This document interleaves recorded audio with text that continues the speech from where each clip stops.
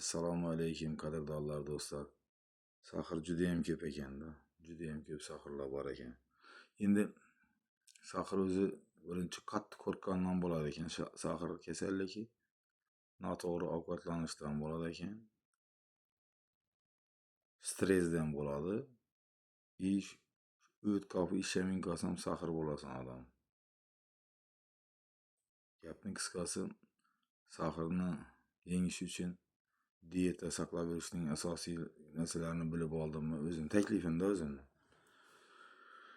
Dro'jali, nollan dro'jali xamirli narsalarni yemaslik kerak. Dro'jali o'rnini avvaldan ota-bobodan qolgan xamir turish bor, payir deydilar uni. Shundan yaptirish kerakda alohida. Keyin vishi sort unlarni ham yeyish. Vishi sort unlar umuman unni o'zi bug'doy changi deb aytiladi-da u. Bug'doy changidan olinadi un xaltali unlar. Lekin bug'doyni o'zidan yaptirish kerak nonni, xamir turishi. Ya'sa qaranan yeyish kerak, xamir turishi. Payra yapilgan nondan yeyish kerak. Shimishga yog'li ovqatlarni yemay kerak, shimishga yog'ga pishgan ovqatlarni. Undan tashqari paxta moyi bilan sariyog'i yeyverasiz bemalol. O'tin damishini ta'minlash kerak. Kayfiyatni a'lo qilib yurish kerak. Hamisha nastroyeniya 100 bo'lib yurish kerak, kayfiyatni a'lo qilish kerak. Tunt odamlarni o'zincha jiddiy bo'lib, rasmiy bo'lib yurgan odamlarni, yo bo'lmasa hamisha xafa bo'lib yurgan odamlarni o'zi dommaydi ekan o'zi.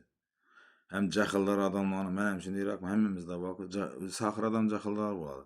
Jahldor odamlarni bag'ri yaxshi ishlamaydi ekan. Bag'ri nagurski bo'ladi ekan. Shuning uchun samimiy bo'lish kerak ekan o'zi hayotda. Ovqatlanganda iloji boricha karam bilan bodrinni salatini yeyish kerak aralashtirib. Kuchli ovqatlarni yemish kerak. Soat 7 dan keyin ovqatlanmaslik kerak. Yeyishda обязательно 10 da uxlash shart. Azonda erta turish kerak. Azonda упражненияларni ko'rsatib qo'ydim, упражненияларni ishlash kerak. Hammasi yaxshi bo'ladi. Keyin bu suvni ichish kerak. Men hayron qoldim, suvni ichgandan keyin uxlashlarimiz yog'i ovqat singmingga keraklar, undan keyin oshqozondan dam bo'lish ham yo'qoldi. Suv ajoyib ekan. Ichib ko'rganlarni aytib turibsa-ku, zo'rlab olib ketib turibsa qayta-qayta. Shuning uchun ham tamom bo'lib turibdi bu darrov, tez-tez. Genni olib turibdi xalqimiz. Hammangizga sog'lik, salomatlik tilayman. Sog'-omon bo'linglar. Shu kontentlar davomida qarshi aytib boraveraman. Shifoyazim ato qilsin. Shifo Allohdan. Alloh taoloning karomati bilan qancha odam shifo topib turibdi, yaxshi bo'lib turibdi. Sog'-omon bo'linglar. O'zingizga ehtiyot qiling. Kuchli yog'li ovqatlardan saqlaning. O'tin damishini ta'minlang. Упражнениялар oshqozon osti bezini ishlatib verishi ehtimoli juda ham katta. Saxirdan qutulsa bo'lakan, hamma ratsion ovqatlarni yeyish kerak, ko'p ovqat yemang.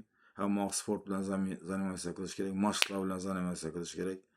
O'zingizga ehtiyot qiling gapning qisqasi. Kurortlarga borib dam olishni unutmang.